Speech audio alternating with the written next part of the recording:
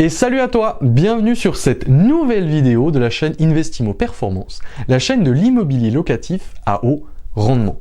Encore une fois, je suis ravi de te retrouver aujourd'hui sur cette nouvelle vidéo qui va traiter des offres massacrées, de grosses négociations, de plus-values potentielles importantes. Avant toute chose, je t'invite à regarder dans les commentaires, nous avons toujours plein de petits produits à t'offrir qui peuvent te permettre de passer au niveau supérieur dans l'immobilier locatif.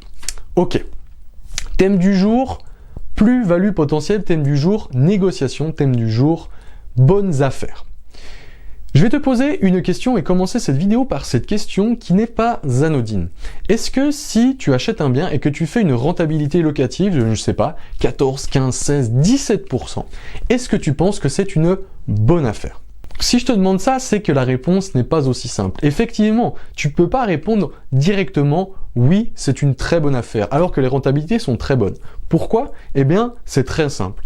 Aujourd'hui, si tu investis dans, je ne sais pas, un marché en perdition, malheureusement, dans des zones très rurales, dans des villages, des petits villages, des lieux dits, eh bien, ces rentabilités ne sont pas exceptionnelles. Effectivement, la vraie question, c'est quelle est la liquidité de ton bien? La liquidité, c'est quelle est la manière, quelle est la facilité que tu auras à revendre ton bien lorsque tu souhaites le revendre. Est-ce que tu vas le revendre en 1 jour, 2 jours, ou est-ce que tu vas galérer à trouver un acheteur au fin fond, je ne sais pas, de la France rurale? Ça, c'est une vraie question. C'est possible, je ne connais pas tous les marchés, mais en tout cas, si tes rentabilités sont comme ça, eh bien, il est fort potentiellement le fait que ça soit plus difficile de revendre qu'au plein centre de Paris, là où tu auras moins de rentabilité. Donc ça, c'est la première chose. La deuxième chose, c'est que eh bien, la rentabilité locative ne détermine pas forcément aussi le fait que tu aies fait une bonne affaire. Pourquoi? Eh bien, je vais te donner un exemple. On va prendre un bien que tu as acheté tout compris 100 000 euros. Ok? Tu l'as acheté 100 000 euros, tu as fait, je ne sais pas, 10 000 euros de loyer en 2 ans. On va enlever tous les impôts, toutes les charges, on va vraiment faire des calculs simples. Tu l'as acheté 100 000 euros, tu as fait 10 000 euros de loyer en 2 ans, et ensuite tu le revends au bout de 2 ans 90 000 euros. Ok? Est-ce que tu penses avoir fait une bonne affaire? A priori, la rentabilité locative, elle est de 5%. Parce que tu as fait 10 000 euros de loyer en 2 ans, c'est-à-dire 5 000 euros par an. Donc, 5 000 euros sur les 100 000 euros que tu as achetés, ça fait 5% de rentabilité locative en gros. Donc, a priori, c'est une affaire moyenne, on va dire. Mais le fait que tu l'aies revendu 90 000 euros, on va faire le calcul. J'achète 100 000 euros, je revends 90 000 euros. Ça veut dire que je perds déjà 10 000 euros. Et en 2 ans, j'ai touché 10 000 euros de loyer. Donc, si je perds 10 000 euros, je fais une moins-value, et je touche 10 000 euros de loyer, c'est-à-dire que je fais 0 euros. C'est-à-dire qu'en 2 ans, tu penses avoir fait une rentabilité de 5%, qui est une rentabilité moyenne, on va dire, alors que finalement, ta rentabilité, hors frais, hors charges, hors impôts, elle est de 0%. Donc, tu as passé 2 ans pour ne gagner pas un seul euro. Effectivement, un investissement immobilier, il y a 3 phases, et il faut bien les comprendre. La première phase, c'est l'achat. La deuxième phase, c'est la location. Et la troisième phase, c'est la revente. Il faut bien prendre en compte ces 3 phases, parce que c'est ces 3 phases qui vont déterminer à la fin ta rentabilité papier, ta rentabilité totale. C'est possible de faire une rentabilité locative de 5% annuel, mais arriver avec un bien, à la fin, une rentabilité annuelle de 10%, parce que tu as fait une grosse plus-value à la revente. Et c'est le sujet de cette vidéo. Aujourd'hui, il faut que tu achètes les biens en dessous du prix du marché pour plusieurs choses. La première chose, c'est que ça va te sécuriser. Pourquoi ça va te sécuriser? Parce que si jamais tu dois revendre rapidement pour n'importe quelle raison, eh bien, mettre un bien en dessous du prix du marché, ça veut dire que ça va attirer potentiellement beaucoup plus de gens. Ça, c'est la première chose. Tu vas pouvoir vendre ton bien plus rapidement si jamais ça se passe mal. La deuxième chose, c'est que si tout se passe bien, au contraire, c'est ce qu'on te souhaite, eh bien, tu vas te sécuriser déjà une plus-value potentielle. Et ça, c'est une plus-value latente, donc qui n'est pas directement dans ta poche, mais qui le sera à la revente. Et cette plus-value, elle augmente ta rentabilité. Ça, c'est super important. Et la troisième chose, c'est au niveau de la banque. Lorsque tu montres que tu as acheté un bien tout compris. Donc on parle bien du prix du bien tout compris. Le prix d'achat, les frais de notaire, les travaux, potentiellement les meubles. Ok ? Ce prix d'achat, s'il est en dessous du prix du marché, eh bien, tu vas montrer à la banque, voilà, bah écoutez, j'ai acheté ce bien tant d'euros, on va dire 100 000 euros, j'ai une agence immobilière qui m'a estimé mon bien 120 000 euros. C'est-à-dire qu'aujourd'hui, j'ai déjà une plus-value latente de 20 000 euros. Pour la banque, c'est quand même super positif. Ça montre que tu as fait un bon investissement, ça montre que tu as quand même une plus-value potentielle, donc du cash qui va potentiellement rentrer. Donc ça, c'est une sécurité supplémentaire. Donc il faut bien se dire qu'aujourd'hui, les bonnes affaires se font à l'achat. Vraiment, à 90%, c'est l'achat qui va déterminer ta bonne affaire. C'est pas forcément le loyer que tu vas toucher tous les mois. Effectivement, ce sera un point supplémentaire, mais c'est l'achat qui va déterminer finalement si tu vas faire une bonne affaire ou pas. Et qui dit donc une bonne affaire à l'achat dit forcément négociation. Et on parle de grosses négociations, des négociations à moins 15, moins 20, moins 30, moins 40, même moins 50% du bien pour arriver à des prix super intéressants.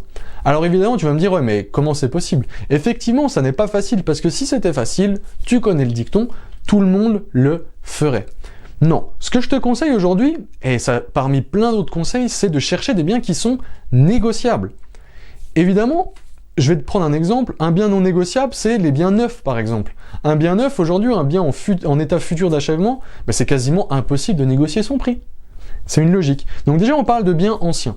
Le premier critère qui fera que tu vas potentiellement négocier un bien, c'est qu'il est en mauvais état, qu'il nécessite beaucoup de travaux. Pourquoi c'est potentiellement une bonne affaire? Parce que ça va faire fuir pas mal de monde. Ce qu'il faut savoir, c'est qu'aujourd'hui, 80% des acheteurs d'immobilier, en tout cas en France, ce sont des acheteurs de résidence principale, de RP.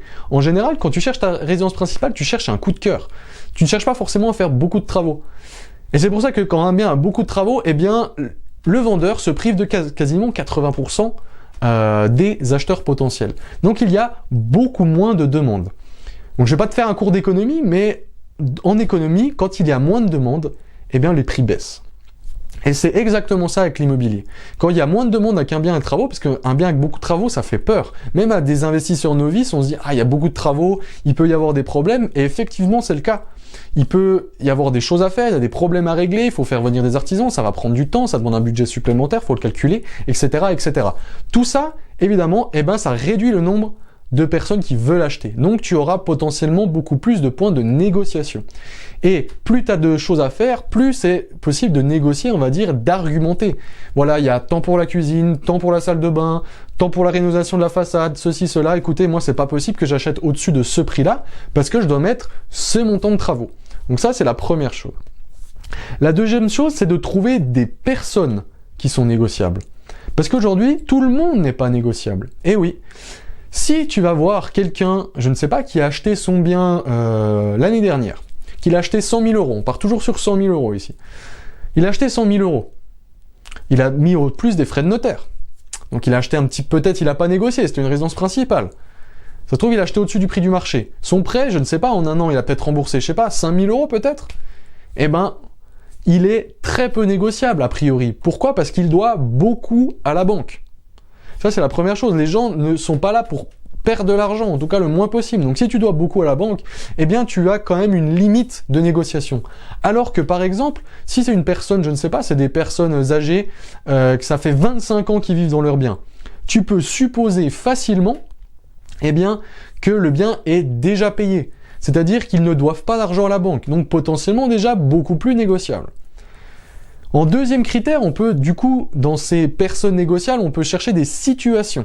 Des situations assez difficiles, qui veulent dire que c'est potentiellement plus négociable. Je vais te donner 2-3 critères qui font que ce sont potentiellement de meilleures affaires, donc des bonnes négociations. Succession.